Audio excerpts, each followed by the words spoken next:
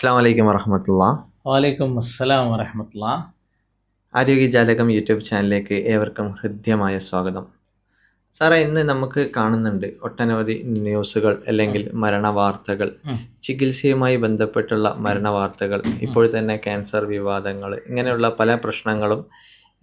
അക്യുപഞ്ചറിലൂടെ ചികിത്സ എടുത്തവർ മാത്രമാണോ മരിക്കുന്നത്, അല്ലെങ്കിൽ ചികിത്സയും മരണവുമായി ബന്ധമുണ്ടോ? നമ്മളെ കേരളത്തിൽ ഒരു മാസം എത്രത്തോളം ആളുകൾ അലോപ്പതി ഹോസ്പിറ്റലിൽ നിന്ന് മരിക്കുന്നു നോക്കിയാൽ ഒരിക്കലും അതിന് എണ്ണം കണക്കാക്കാൻ കഴിയില്ല. പണ്ടൊരു വീഡിയോയിൽ BM ഹെഗ്ഡെ പറയുന്നുണ്ട്, നിങ്ങൾ ഹോസ്പിറ്റലിൽ നോക്കൂ, ഒട്ടേറെ ആംബുലൻസ് പുറത്ത് വരിക്ക് നിർത്തി കാണുന്നില്ലേ, അതൊക്കെ ഡെഡ് ബോഡി കൊണ്ടുപോകാനാണ്. എന്ന് വെച്ചാൽ കേരളത്തിൽ ഏറ്റവും കൂടുതൽ മരിക്കുന്നത് ഹോസ്പിറ്റലിൽ വെച്ചാണെന്ന് മാത്രമല്ല, ഹോസ്പിറ്റലിൽ വെച്ച് മാത്രമേ ഇനി ജനങ്ങൾ മരിക്കാവൂ എന്ന രൂപത്തിലാണ് കാര്യങ്ങൾ പോയിക്കൊണ്ടിരിക്കുന്നത്. ഇങ്ങനെ വരുമ്പോൾ സ്വാഭാവികമായും മറ്റേതെങ്കിലും വ്യക്തി വീടുകളിൽ വെച്ച് മരിക്കുക എന്നൊക്കെ പറയുന്നത് ഒരു കുറ്റകൃത്യം പോലെ കാണുന്ന ഒരു സാഹചര്യം കണ്ടുകൊണ്ടിരിക്കുകയാണ്. ഏതായാലും ക്യാൻസർ ചികിത്സയിൽ ഒരു സ്ത്രീ മരിച്ച വാർത്ത വളരെ അധികം വൈറലായിരിക്കുകയാണ്. എന്താ വെച്ചാൽ കേരളത്തിൽ ആദ്യമായിട്ടാണ് ക്യാൻസർ ചികിത്സയിൽ സ്ത്രീകൾ മരിക്കുന്നതെന്ന് തോന്നിപ്പോകും. എനിക്ക് വളരെ പരിചയമുള്ള ഒരു വ്യക്തിയുടെ വീട്ടിലൊരു മരണം ഈ ക്യാൻസർ ബാധിച്ച് മരിക്കുകയുണ്ടായി. അവരുടെ മരണത്തെപ്പറ്റി അന്വേഷിച്ചപ്പോൾ അവർ അത്യാധുനിക ചികിത്സകൾ ഒട്ടേറെ നൽകി. ഒരു നേരത്തെ ഇഞ്ചക്ഷന് 4,80,000 രൂപ വരുന്ന ഇഞ്ചക്ഷൻ, അങ്ങനെ ഒട്ടേറെ ഇഞ്ചക്ഷനുകൾ എടുത്തു. അതുകൂടാതെ റേഡിയേഷൻ, കീമോ, അങ്ങനെ എത്രയോ ലക്ഷക്കണക്കിന് രൂപ, 1 കോടിയോളം രൂപ ചെലവഴിച്ചാണ് അവർ മരണപ്പെട്ടത്. അപ്പോൾ അവർ മരണപ്പെട്ട വാർത്തകൾ എവിടെയും നമുക്ക് കാണാൻ കഴിയുന്നില്ല. അതെന്തുകൊണ്ടാണെന്ന് ചോദിച്ചാൽ കോടിക്കണക്കിന് രൂപ അവർ ചെലവഴിച്ചു എന്നുള്ളത് കൊണ്ട് ഇനിയൊരു വാർത്ത ആവശ്യമില്ല എന്ന രൂപത്തിൽ അവർ പറയുമ്പോൾ ഞാൻ ചോദിച്ചു, നിങ്ങൾ ഇത്രയും പണം ചെലവഴിച്ചിട്ട് പോലും നിങ്ങളെ ഒരു ബന്ധു മരണപ്പെട്ടപ്പോൾ വാർത്ത കിട്ടിയില്ലല്ലോ. ഇത് ഒരു പണവും ചെലവഴിക്കാതെ ഒരു സ്ത്രീ വീട്ടിൽ മരിച്ചപ്പോഴാണല്ലോ അതിൻ്റെ കൂടുതൽ വാർത്ത ലഭിച്ചത് എന്നത് ഒരു നഷ്ടമല്ലേ? അപ്പോൾ നിങ്ങൾക്കും ഇത്രയും പണം ചെലവഴിച്ചൊരു വാർത്ത പോലും, അവരെ ഫോട്ടോ പോലും പത്രങ്ങളിലൊന്നും വന്നില്ല എന്നുള്ളത് ഒരു സങ്കടമല്ലേ എന്ന് ഞാൻ തമാശയ്ക്ക് ചോദിക്കുകയുണ്ടായി. ഞാൻ എന്താ പറയാൻ ശ്രമിക്കുന്നതെന്ന് ചോദിച്ചാൽ, ക്യാൻസർ ചികിത്സ ഇന്ന് ഒരു ബിസിനസ്സായി മാറിപ്പോയി. ആ ബിസിനസ്സിന് ചികിത്സയ്ക്ക് വിധേയരാകാതെ, അല്ലെങ്കിൽ ലക്ഷക്കണക്കിന് രൂപ വിലപിടിപ്പുള്ള മരുന്നുകൾ സ്വീകരിക്കാതെ വെറും 250 രൂപയോ 150 രൂപയോ മാത്രം ചെലവുള്ള അക്യുപഞ്ചർ ചികിത്സ സ്വീകരിക്കുന്നത് ഒരു കുറ്റകൃത്യം എന്നോണം ജനങ്ങൾ കാണണം എന്നാണ് മരുന്ന് മാഫിയകളൊക്കെ ആഗ്രഹിക്കുന്നുണ്ടാവുക എന്ന് തോന്നിപ്പോവുകയാണ്. എനിക്കതിനെപ്പറ്റി വ്യക്തമായ വിവരങ്ങളൊന്നുമില്ല, തോന്നിപ്പോവുകയാണ്. എന്തുകൊണ്ടാണെന്ന് ചോദിച്ചാൽ, ഒട്ടേറെ ആളുകൾ ഹോസ്പിറ്റലുകളിൽ ലക്ഷങ്ങൾ ചെലവഴിച്ചുകൊണ്ട് മരണപ്പെടുമ്പോൾ ഒരു പണച്ചെലവുമില്ലാതെ വീടുകളിൽ നിന്ന് മരിക്കുന്ന ആളുകൾ അവരുടെ ചികിത്സയ്ക്ക് വേണ്ടി അക്യുപങ്ക്ചർ പോലെയുള്ള വളരെ ചെലവ് കുറഞ്ഞ ചികിത്സ സ്വീകരിക്കുമ്പോൾ അതൊരു കുറ്റകൃത്യം എന്നോണം പ്രചരിപ്പിക്കപ്പെടുന്നു എന്നുള്ളതും, അങ്ങനെ ഏതെങ്കിലും ചികിത്സകൻ ചികിത്സ ചെയ്താൽ അയാളെ കുറ്റവാളിയോ എന്നോണം അയാളെ വാർത്തകൾ വരുന്നു എന്നുള്ളത് ഒരു തമാശ മാത്രമാണ്. ഏതായാലും നമ്മുടെ ഇന്ത്യയിൽ നിയമമുണ്ട്, നിയമവ്യവസ്ഥതയുണ്ട്, പട്ടാളമുണ്ട്, പോലീസുണ്ട്, കോടതികളുണ്ട്. ഇതെല്ലാം തന്നെ അക്യുപഞ്ചർ ചികിത്സ വളരെ നല്ല ചികിത്സയാണെന്നും അനുമതിയുള്ള ചികിത്സയാണെന്നും കൃത്യമായ ചികിത്സിക്കാൻ ആർക്കാണ് അനുവാദമുള്ളത് എന്നതിനൊക്കെ തന്നെ കൃത്യമായ മാനദണ്ഡങ്ങൾ ഉണ്ടെന്നും, ഇങ്ങനെ പഠിച്ച ആളുകൾ ചികിത്സിക്കാമെന്നൊക്കെയുള്ള നിയമങ്ങൾ വളരെ കൃത്യമായി നമ്മുടെ കേരളത്തിലുണ്ട്, നമ്മുടെ നാട്ടിലുണ്ട്. ഇന്ത്യൻ പോലീസും ജുഡീഷ്യറിയും ഒക്കെ തന്നെ 100% അതിനെ അനുകൂലിക്കുകയും സമ്മതിക്കുകയും ചെയ്യുന്നുണ്ട്. പക്ഷേ പത്രമാധ്യമങ്ങളുടെ അവസ്ഥ അങ്ങനെയല്ല. പത്രമാധ്യമങ്ങളുടെ പ്രശ്നം എന്താണെന്ന് ചോദിച്ചാൽ, അവർക്ക് സത്യം തന്നെ ആയിരിക്കണം വാർത്ത എന്ന നിർബന്ധമില്ല. അവർക്ക് ആ ഒരു നിർബന്ധമേ ഉള്ളൂ, വാർത്തകൾ പുറത്തിറങ്ങുമ്പോൾ അതിന് കാഴ്ചക്കാർ വർദ്ധിക്കണം, വാർത്തകൾ അത് പ്രചരിക്കുമ്പോൾ പത്രം കൂടുതൽ വിൽക്കണം, അത് TV ചാനലുകളിലും അതേപോലെ തന്നെ യൂട്യൂബ് ചാനലിലും വരുമ്പോൾ അതിൻ്റെ റേറ്റിംഗ് കൂടണം എന്ന് മാത്രമാണ് പത്രമാധ്യമ അല്ലെങ്കിൽ ദൃശ്യ മാധ്യമങ്ങൾക്കൊക്കെ തന്നെ ലക്ഷ്യമുള്ളൂ. അതുകൊണ്ട് അവരെ സംബന്ധിച്ച് റേറ്റിംഗ് കൂടുന്നുണ്ടോ ഇല്ലയോ എന്ന് മാത്രമാണ് അവർ ലക്ഷ്യമുള്ളൂ. ഇപ്പം ഞാൻ ഒരിക്കൽ ഒരു TV ചാനലിൽ അക്യുപങ്ക്ചറുമായി ബന്ധപ്പെട്ട വളരെ തെറ്റായ അടിസ്ഥാനരഹിതമായ ഒരു വിവരക്കേട് വാർത്തയെ വരികയുണ്ടായി. അപ്പോൾ ഇത്രയും വലിയ വിവരക്കേട്, ഇത്രയും വലിയൊരു ചാനൽ വാർത്തയെ വന്നതിനെ പറ്റിയിട്ട് അതിൻ്റെ ഉത്തരവാദിത്തപ്പെട്ട ആളോട് ചോദിച്ചപ്പോൾ അവർ പറഞ്ഞത്, അത് വിവരക്കേടായിരിക്കാം, അത് അബദ്ധമായിരിക്കാം, അത് ശരിയല്ലാത്ത വാർത്തയായിരിക്കാം. പക്ഷേ ശരി തെറ്റുകളൊക്കെ അന്വേഷിക്കേണ്ടത് കോടതിയിലാണ്.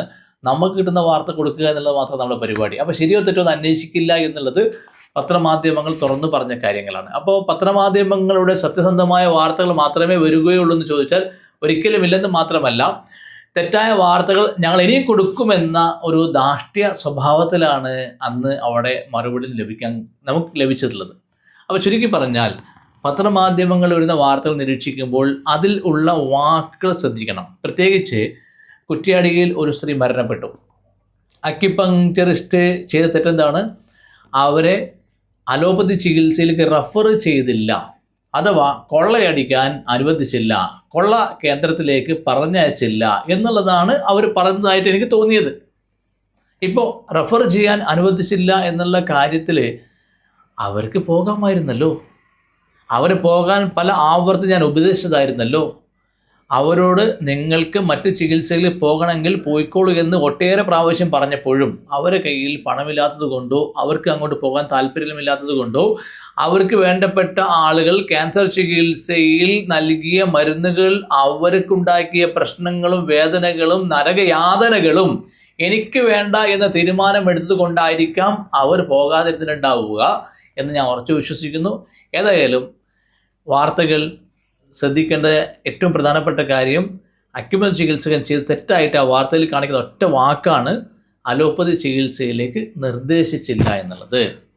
ഇതേപോലെ തന്നെ ഒരു സംശയമുണ്ടാകും. ഇപ്പോഴേ അക്യുപഞ്ചർ ചികിത്സയിൽ ഇതുപോലെ ക്യാൻസറിൻ്റെ ലക്ഷണങ്ങളും പ്രയാസങ്ങളൊക്കെ ഉള്ള രോഗികൾക്ക് ചികിത്സ ചെയ്താൽ മാറിയതായിട്ടുള്ള അനുഭവങ്ങളോ അതേപോലെ തന്നെ ഇത്തരം ചികിത്സ പൂർണ്ണമായും ഭേദപ്പെട്ടതായിട്ടുള്ളതൊക്കെ അക്യുപഞ്ചറിലുണ്ടോ?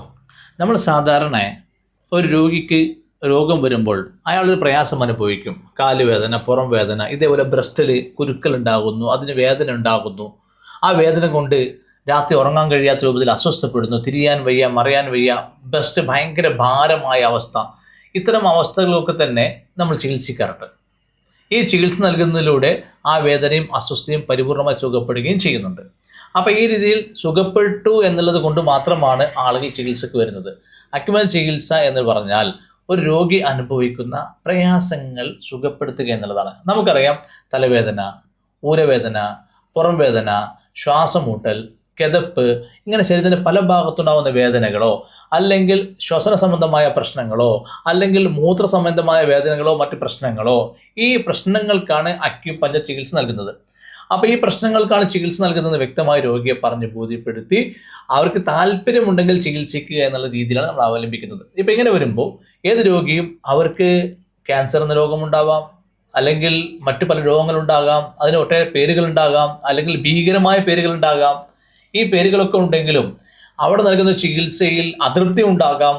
ഇതിനു മുമ്പേ അവരുടെ ഭർത്താവിനോ അവർ വേണ്ടപ്പെട്ടവർക്കോ ക്യാൻസർ ചികിത്സ നൽകിയിട്ട് ആ ചികിത്സയിലൂടെ ദാരുണമായ വേദന അനുഭവിക്കുന്ന രംഗം കണ്ട രോഗികൾ പിന്നെ ആ ചികിത്സയിൽ പോകാതെ രക്ഷപ്പെടാനുള്ള വഴി അന്വേഷിക്കുന്നുണ്ടാവാം.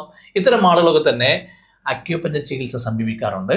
ഇത്തരം ആളുകളൊക്കെ തന്നെ അവരുടെ ആരോഗ്യ പ്രശ്നങ്ങൾക്ക് ഈ യാതനകളും വേദനകളും കഷ്ടപ്പാടുമൊന്നുമില്ലാത്ത, പ്രത്യേകിച്ച് അലോപ്പതിയിൽ നീഡിൽ ബയോപ്സി പോലെയുള്ള പരിശോധനകൾക്ക് ശേഷം രോഗി ഒട്ടേറെ യാതനകൾ അനുഭവിക്കുന്നതൊക്കെ കണ്ട രോഗികളെ സംബന്ധിച്ച് അല്ലെങ്കിൽ ബന്ധുക്കളെ സംബന്ധിച്ച് പിന്നെ അവർക്ക് ഇതേപോലെ രോഗം വരുമ്പോൾ പിന്നെ അവർ അതേപോലെ ചികിത്സക്ക് പോകാതെ അക്യുപഞ്ചർ ചികിത്സ സമീപിക്കുന്ന സാധാരണ കാഴ്ചയാണ്.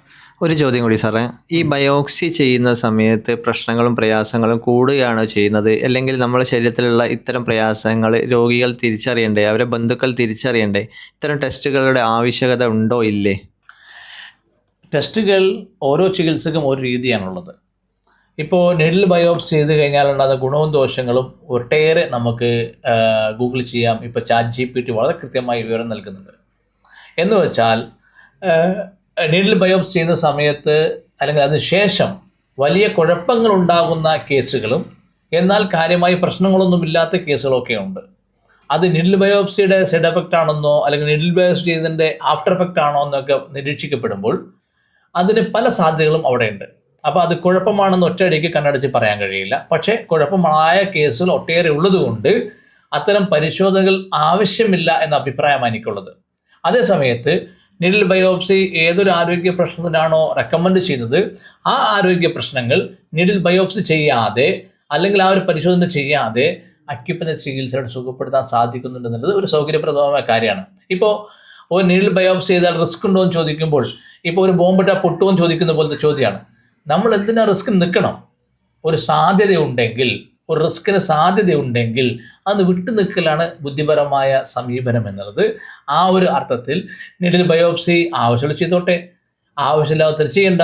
അങ്ങനെ ചെയ്യണ്ട എന്ന അഭിപ്രായമുള്ള ആളുകൾക്ക് മറ്റേതെങ്കിലും ചികിത്സ ചെയ്യാനുള്ള സ്വാതന്ത്ര്യമുണ്ട് ഇവിടെ. ആ രൂപത്തിൽ ആർക്കും അക്യുപഞ്ചർ ചികിത്സ ഉപയോഗപ്പെടുത്താവുന്നതാണ്.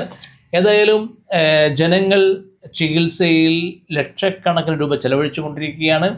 ഈ ലക്ഷക്കണക്കിന് രൂപ ചെലവഴിച്ചു കൊണ്ടിരിക്കുന്ന സാഹചര്യത്തിൽ ഇങ്ങനെ ചെലവൊന്നുമില്ലാതെ സുഖമായി ആരോഗ്യ പ്രശ്നങ്ങൾ സുഖപ്പെടുത്താൻ വഴികളുണ്ടെങ്കിൽ അത് അന്വേഷിക്കുന്ന ശീലമാണ് ഇപ്പോൾ നാട്ടിലുള്ളത്. ആ ഒരു അർത്ഥത്തിൽ അക്യുപഞ്ചർ ചികിത്സ വളരെ പ്രയോജനം ചെയ്യുന്നതാണ്. Thank you sir.